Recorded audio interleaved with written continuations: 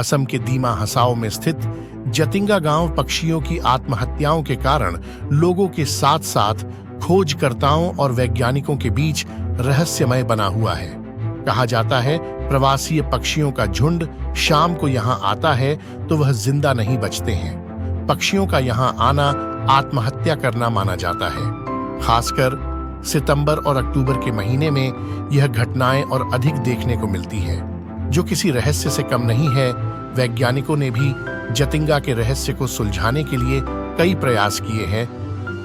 हमारी ये जानकारी कैसे लगी कमेंट करना ना भूलें और ऐसे ही इंटरेस्टिंग फैक्ट्स देखने के लिए हमारी YouTube चैनल को सब्सक्राइब करना भी ना भूलिएगा।